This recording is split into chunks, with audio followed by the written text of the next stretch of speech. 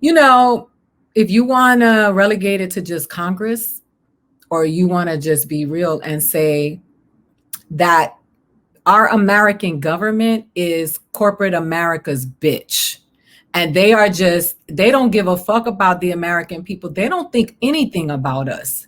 The truth is that the corporations who run this country got them by the balls, the proverbial balls. So they take those checks, they live those lives. They not only did they get those 170,000, that 170,000 that was uninterrupted for deliberating that bullshit ass bill, that $600 bill that you're going to get. But a lot of the motherfuckers are millionaires.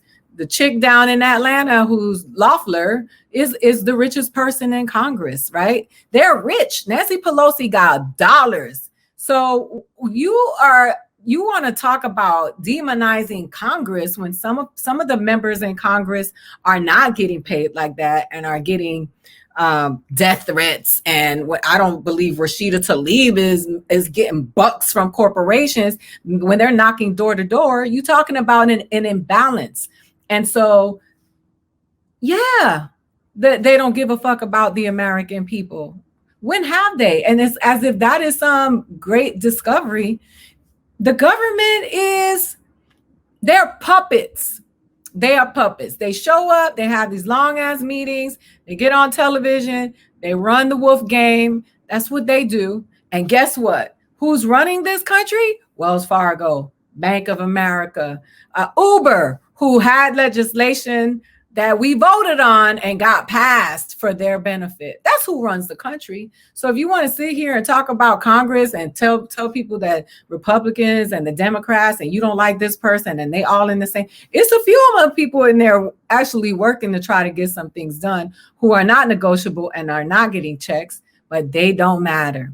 Because they've been demonized so much that you think that they're trying to turn America into Cuba, that they're trying to make this a socialist country, which this country is already partially socialist. We have a mixed economy. We have to say this over and over again for the dummies who don't realize that the socialism that exists in this country only benefits the rich and the top tier, and then everybody else who is a victim of the socialism that is in this country do not reap the benefits. You pay your tax dollars, your local congressman, senator, congresswoman get that money, get paid.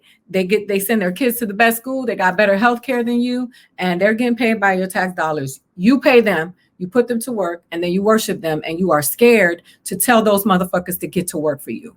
And that's the problem that we're having in this country. We've crossed over into the celebrity worship. You can't talk bad about a politician because if you talk about a black or brown politician and you're black and brown, you're a sellout. If you're white, you're a racist. And the reality of it is that, yes, there's a lot of racism in this country, but a lot of these motherfuckers need to be held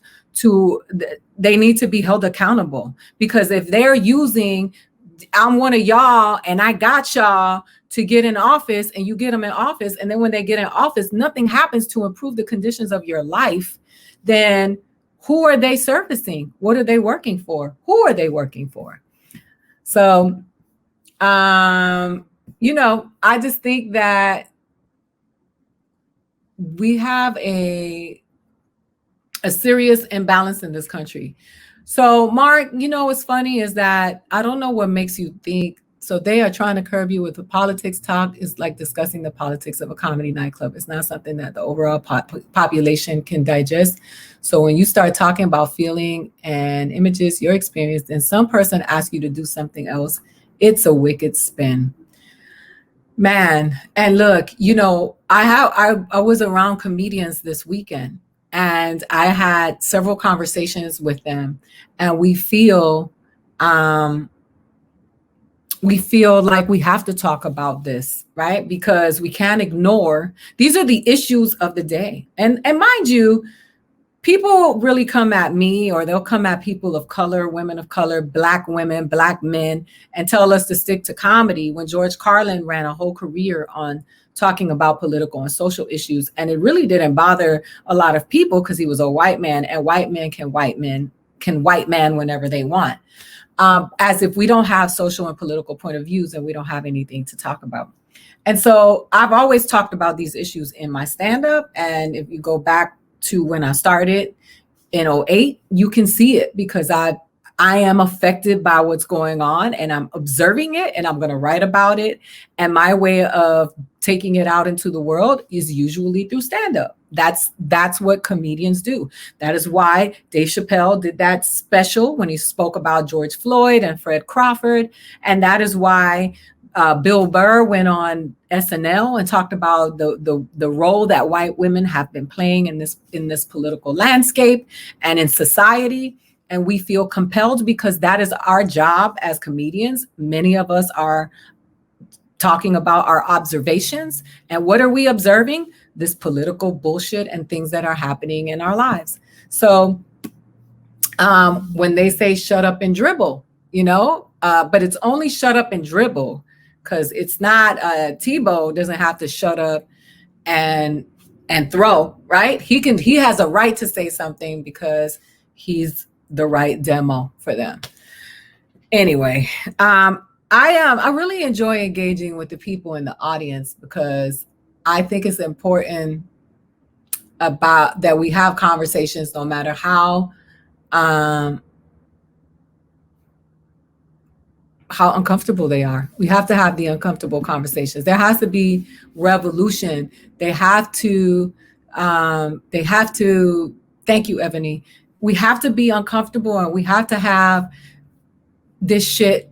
We gotta push. We gotta shake it up. And the comedians and the athletes and the writers and the scientists and the teachers and the lawyers and the doctors and everybody needs to speak up. That's the way we make change.